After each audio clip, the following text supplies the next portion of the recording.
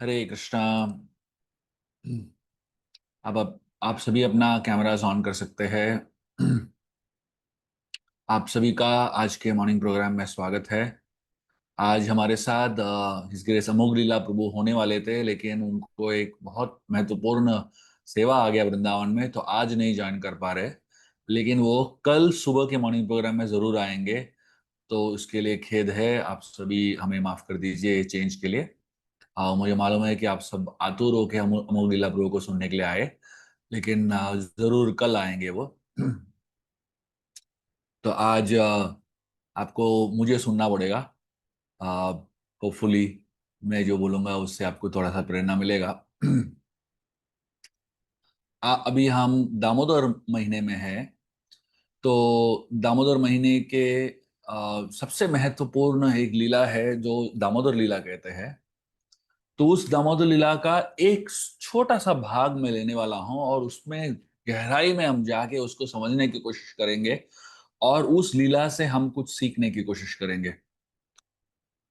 अम, मैं एज्यूम कर रहा हूं कि आपको दामोदर लीला मालूम है। एसेंस में दामोदर लीला ऐसा है कि एक बार कृष्ण अपने ही घर में बहुत ही शरारत करने लगे। वो यशोदा माई को का स्तनपान करना चाहते थे, लेकिन यशोदा माई जो है अपने काम में व्यस्त थी।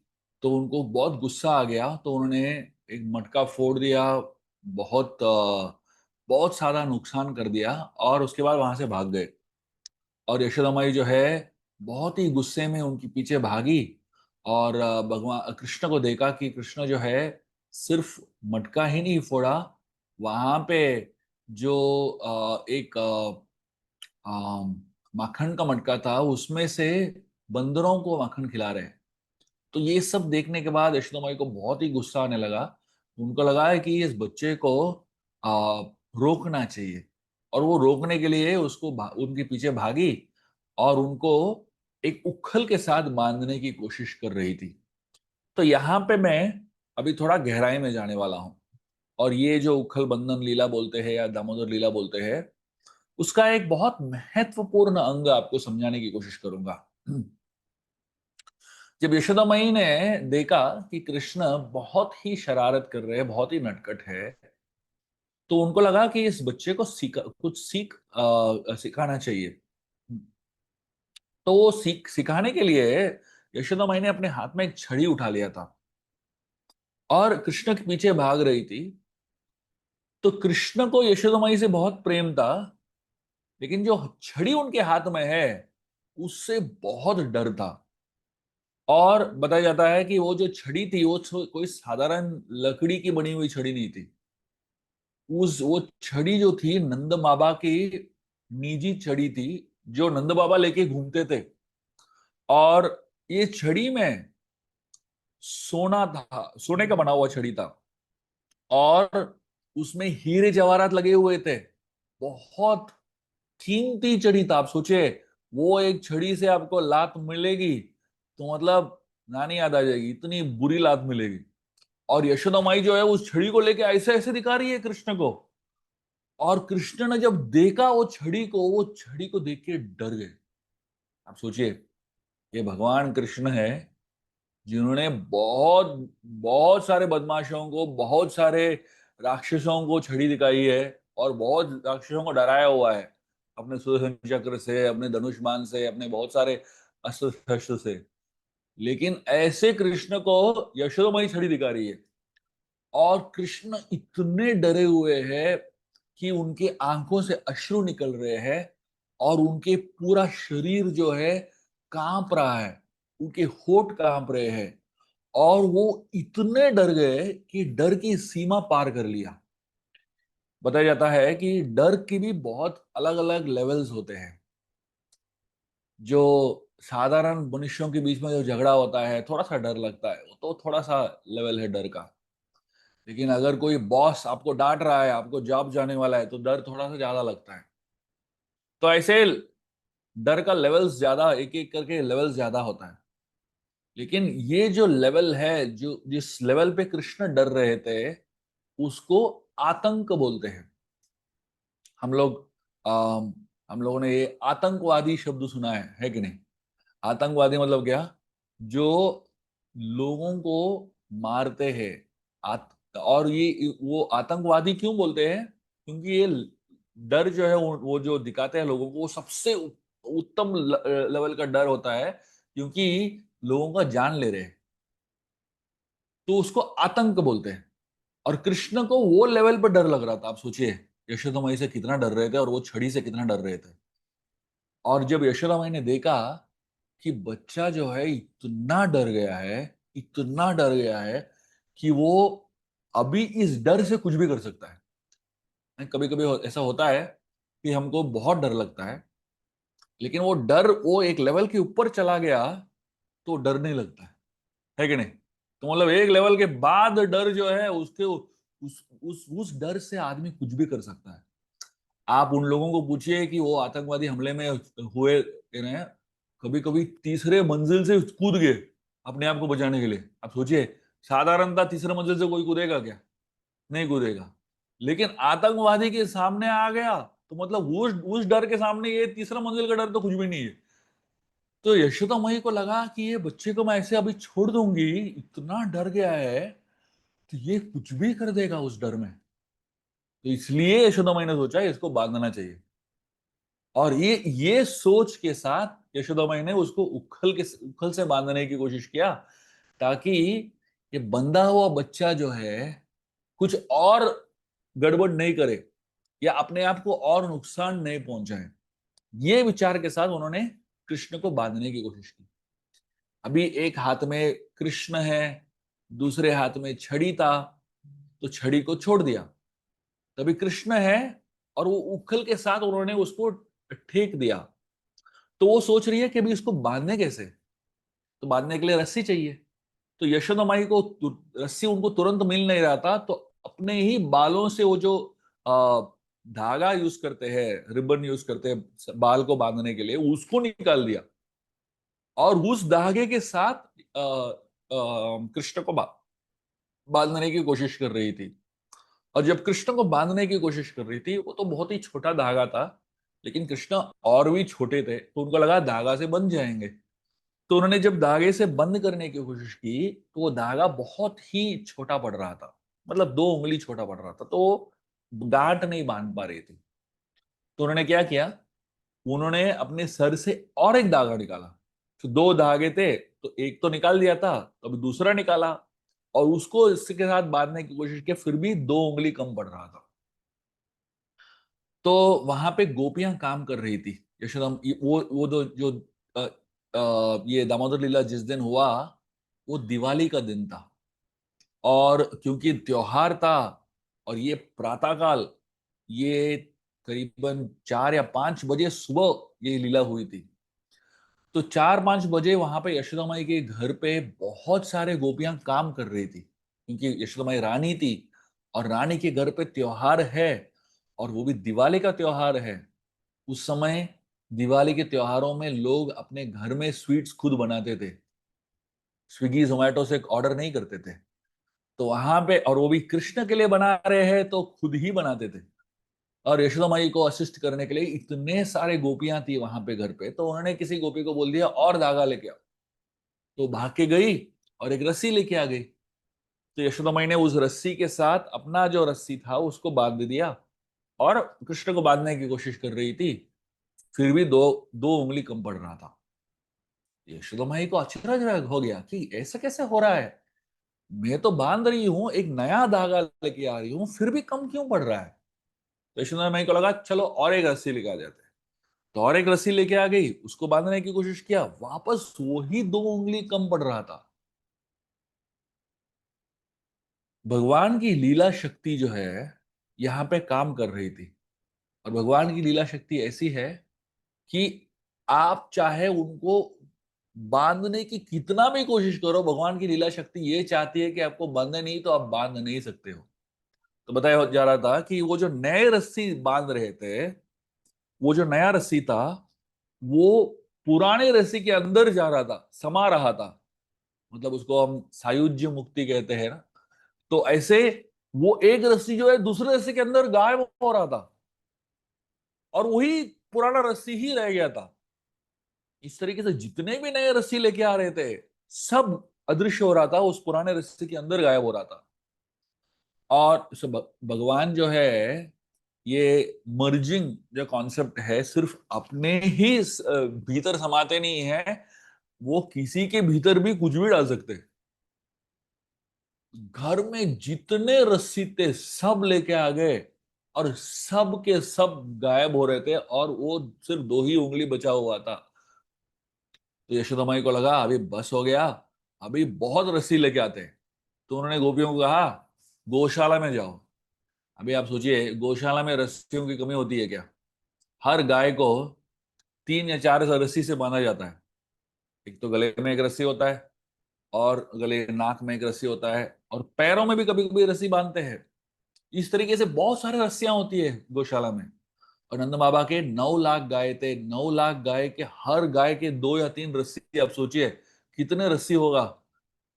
तो सबके सब रस्सी लेके आ गए, और एक एक करके जितना रस्सी बांध रहे थे, वो उसके अंदर समा रहा था और गायब हो रहा था, सिर्फ 2 उंगली बाकी था। तो अभी गोपियां यशोदा को बोलने लगी, यशोदा माई आप छोड़ दो, अपना तकदीर को आप चैलेंज मत करो। आज कृष्ण की तकदीर में यह है कि वो बंधे नहीं जाए। तो क्योंकि कृष्ण की तकदीर में ऐसा है कि बंधे नहीं जाए, उस उनके सर पे लिखा हुआ है कि आज उनको बांध नहीं सकते हो, तो आप अपना मेहनत छोड़ दो। कृष्ण अपने दोस्तों के सामने एम्बैरेस नहीं होना चाहते। वो भगवान है, आप कुछ भी नहीं कर सकते हो अगर वो नहीं चाहते हैं। यशोदा गोपियां जो है बहुत फिलॉसफी झाड़ने लगी यशोदा माई के सामने, और धरती के बारे में बात कर रही है, भगवान के बारे में बात कर रही है, बहुत सारी चीजें बात कर रही है। लेकिन यशोदा माई कहती है ये भगवान हो सकता है, लेकिन ये मेरा बच्चा है, ये मेरा पुत्र है। तो मुझे सिर्फ इतना ही काम करना है कि और रस्सी लेके आना है, ताकि भगवान को बांध सकूं मैं। तो यशोदा माई का आप सोचिए मानसिक संतुलन कैसा था। वो इतने डिटरमिन्ड थी कि मेरे बच्चे का जो पेट है, जो उदर है, पेट को उदर बोलते हैं संस्कृत में, बच्चे का उदर को मुझे कॉन्कर करना है। तो यशोदा माई कहने लगी बस और रस्सी लेके आ जा। जितने रस्सियां थी गौशाला में, सब के सब आ गए, और सब के सब अदृश्य हो गए, उसी छोटे रस्सी के अंदर समा गए। अभी यशोदा माई कहने लगी गांव में जाओ, वृंदावन में जितने रस्सियां हैं सब लेके आओ। गोपियां जो है अलग अलग लोगों के घरों में जाने लगी, पहले खुद के घरों में गई, और बाकी लोग सबके घरों में बोल दिया कि रस्सी लेके आओ, रस्सी लेके आओ। और वृंदावन में जितने रस्सियां थी सब रस्सियां लेके आ गए। अलग अलग कलर के रस्सियां थी, कोई लाल पीला नीला, अलग अलग कलर के रस्सियां, जितने रस्सियां थी सबके सब रस्सियां आ गई। यहां पे मानो रस्सियों का ही त्योहार हो रहा हो। मतलब आप सोचिए, इतने सारे रस्सियां किसी ने जीवन में देखा ही नहीं, इतने सारे रस्सियां आ गई। और आप सोचो, विराट रूप को आप बांधना चाहते हो, भगवान की विराट रूप को बांधने के लिए कितना रस्सी लगेगा। मतलब आप एक गांव छोड़ो, पूरे दुनिया के रस्सियां को भी लेके आ जाओ तो भी विराट रूप को बांध नहीं सकते, है कि नहीं? भगवान विराट रूप के लिए एक बेल्ट ऑफर करना चाहते हो। मतलब आप भगवान के लिए, हम लोग बहुत सारी चीजें ऑफर करते हैं ना। कोई कपड़ा ऑफर करता है, कोई गहने ऑफर करता है। अगर किसी को सोने का बेल्ट ऑफर करना है, और वो भी विराट रूप के लिए बेल्ट ऑफर करना है, कितना सोना लगेगा विराट रूप के लिए बेल्ट बनाने के लिए? मतलब दुनिया के जितने सारे सोने हैं वो कम पड़ जाएंगे, एक बेल्ट नहीं बन पाएगा। तो यहाँ पे कृष्ण को बांधने के लिए जितने रस्सियां थी वृंदावन में, सब के सब आ गए। ये जो लीला हुई, इसकी शुरुआत हुई सुबह 4 या 5 बजे, जैसे मैंने कहा था। और यहां पे यशोदा माई बांधते बांधते शाम हो गया। शाम को 4 या 5 बज गया। 12 घंटा यशोदा माई रस्सी बांधने की कोशिश कर रही है। कम से कम 12 घंटा चल रहा था ये त्योहार, रस्सियों का त्योहार। पूरा वृंदावन वहां पे आ गया था, सबके सब वहां पे आ गए थे। और इस रस्सियों के मेला में सबके सब शामिल थे, और सब सोच रहे थे और बांधो और बांधो। और सब लोग वहां पे कृष्ण को बांधने की कोशिश कर रहे। कृष्ण उस समय ना तब तक थक गए थे, बैठ गए थे जमीन पे। बोले आप बांध दो, कोशिश जितना करना है करो। और आराम से बैठ के देख रहे थे, सबका हालत खराब हो गया था। और यशोदा माई फिर भी छोड़ नहीं रही है जिद, फिर भी सोच रही है कि इसको बांध के रहूंगी मैं। और कृष्ण जो है देख रहे थे कि यशोदा माई का जो शरीर है अभी शाम तक थक गया था। उनके उनके जो बालों में, उनके जो बाल थे वो बिखरे हुए थे। और जब यशोदा यशोदा माई के जो दो हाथ है, वो हाथ जो है भगवान के इर्द गिर्द ही थे। तो भगवान को अच्छा लग रहा था कि उनके माता के हाथ जो है उनके आजू बाजू में ही हैं।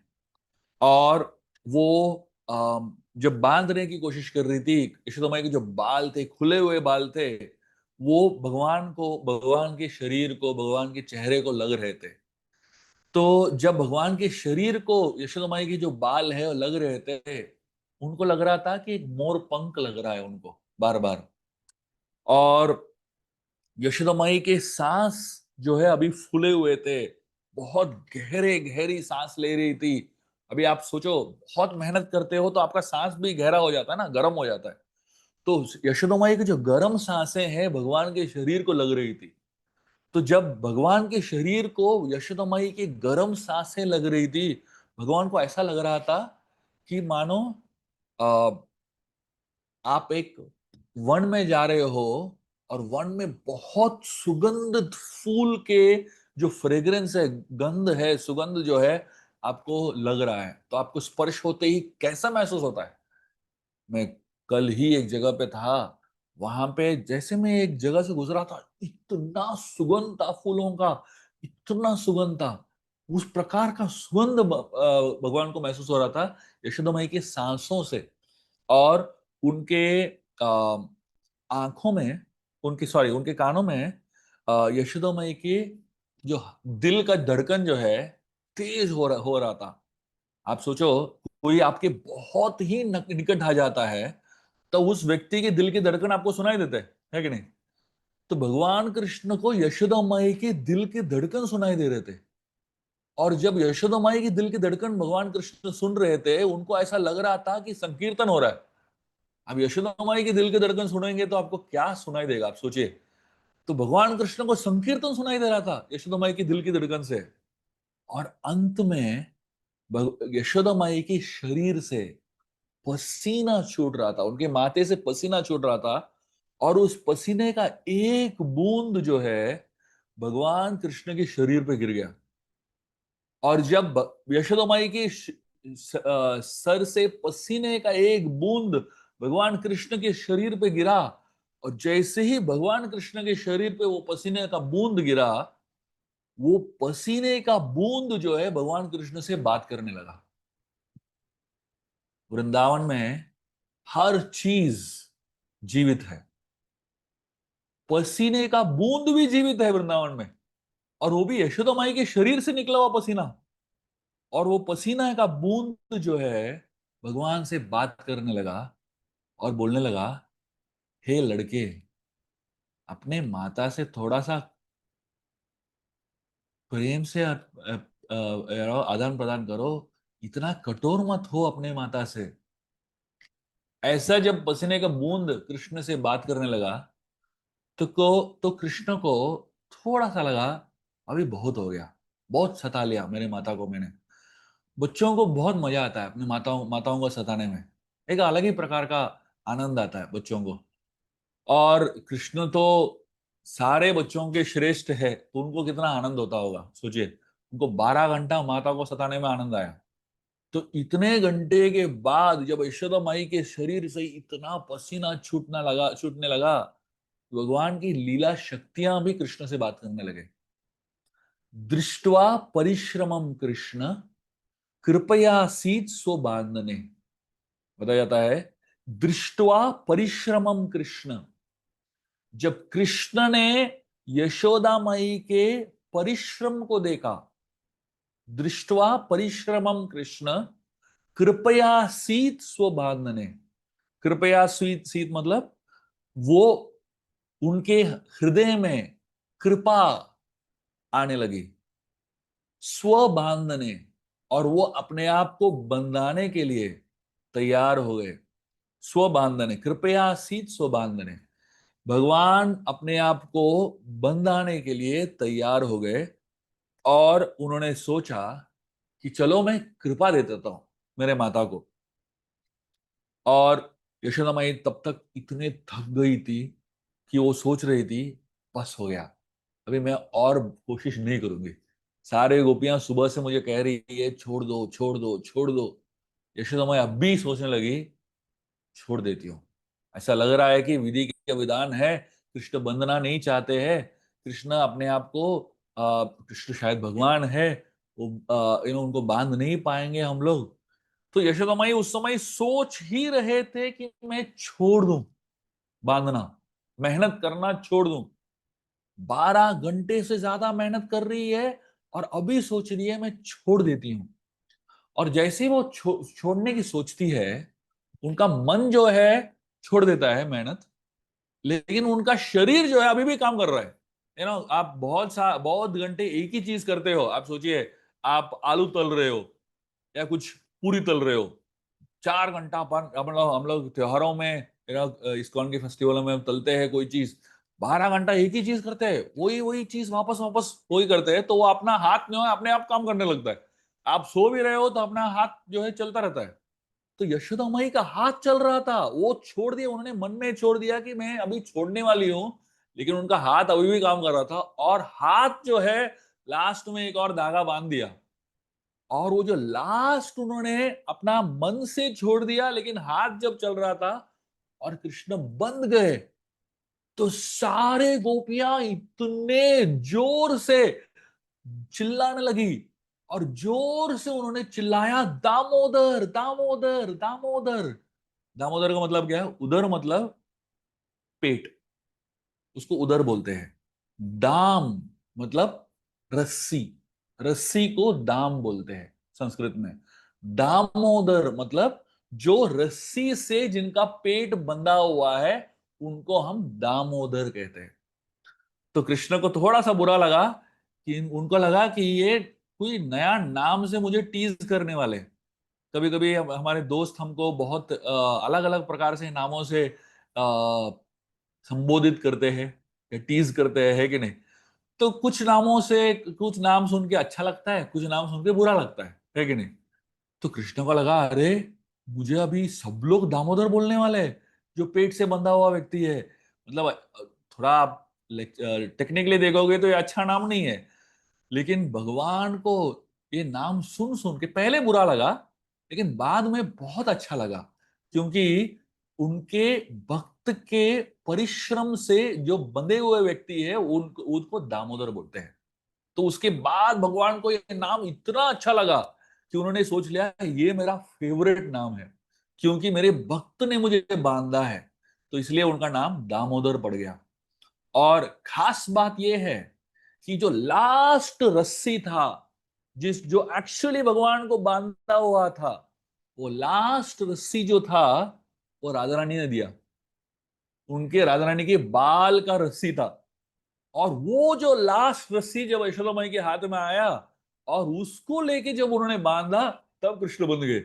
और मतलब यहाँ पे एक लीला शक्ति भी थी भगवान की, कि वो भगवान को बता रही थी कृपया सीत सो बांधने, बोलते दृष्टवा परिश्रम, आप देखो अपना मेहनत, अपने माता इतना मेहनत कर रही है, आप बन जाओ।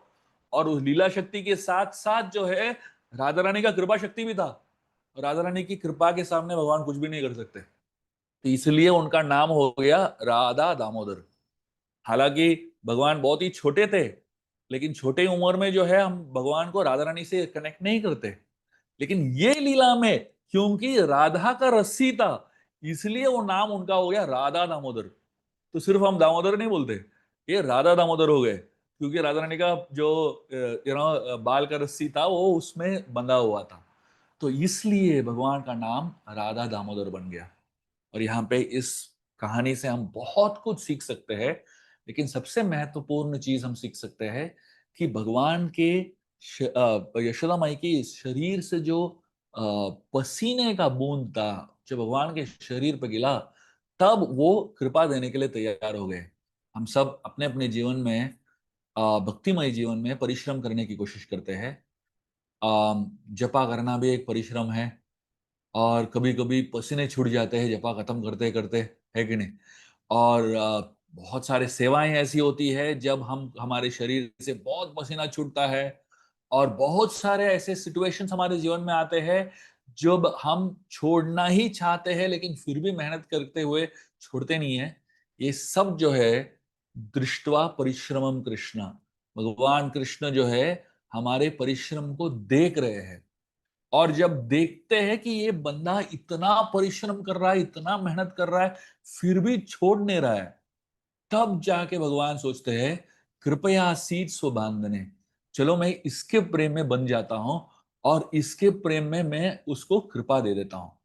तब जाके भगवान कृपा देते हैं। हम पहले पहले सोचते हैं अरे यार हम इतना मेहनत कर रहे हैं फिर भी कृष्ण हमको मेहनत कृपा दे ही नहीं रहे। हम इतना परिश सोचते रहते हैं, हम मैं देने वाला हूँ कृपा, यार कृष्ण देना चाहते हैं, ऐसा नहीं कि कृष्ण कृपा नहीं देना चाहते, लेकिन पहले देखना चाहते हैं कि हम कितना परिश्रम करने वाले हैं, हम कितना परिश्रम करना चाहते हैं, तब जाके कृपा भगवान देते हैं।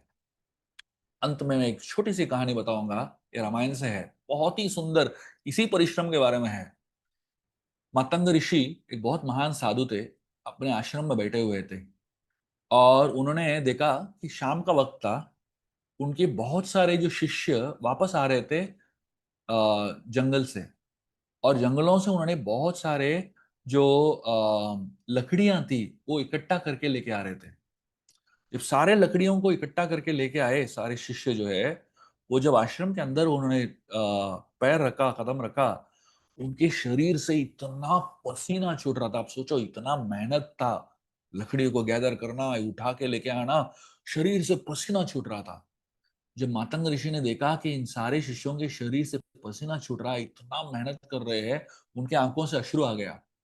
उन्होंने इस इन शिष्यों के पसीने को देख के उनके हृदय पिघल गया, और उन्होंने उनको एक आशीर्वाद दिया।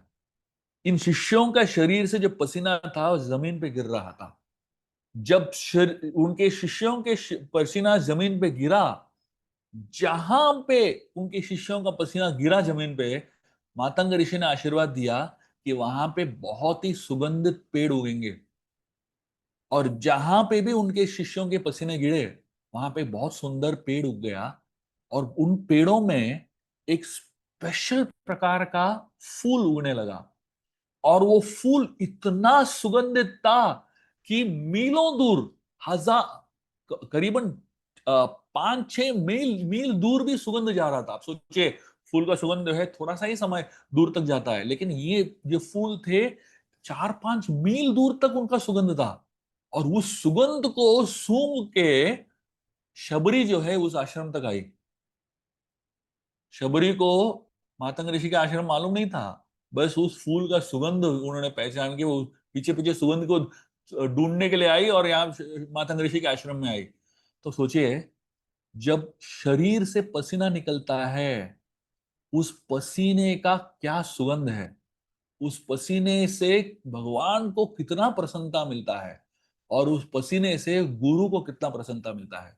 अगली बार जब हम मेहनत करते हैं भक्ति में, और हमारे पसीने छूट जाते हैं, जपा करने की कोशिश कर रहे हैं लेकिन हमको बहुत ही परेशानी लग रही है, अब अपनी भक्ति का कोई भी सेवा करने की कोशिश कर रहे हो और बहुत परेशानी लग रही है, सोचते हो बस छोड़ ही दो, उस समय आप सोचिए भगवान को कितना कितना आनंद मिलेगा, और गुरु को कितना आनंद मिलेगा। उस आनंद से जब कृपा मिलती है, वो कृपा जो है बहुत ही सुगंधित है, और वो कृपा जो है बहुत ही अलौकिक है। आइए, ये लीला के ऊपर हम मनन करते हुए इस बहुत ही पवित्र दामोदर महीने को हम बिताते हैं, और भगवान की शरण लेते हैं, और अपने तरफ से जितना हो सके मेहनत करने की कोशिश करते हैं भक्ति में। बहुत बहुत धन्यवाद। आप सभी लोग कल कृपया आइए, अमोघ लीला प्रभु जरूर रहेंगे हमारे साथ, और उनका बहुत महत्वपूर्ण संग और सानिध्य हमको मिलेगा। हरे कृष्णा।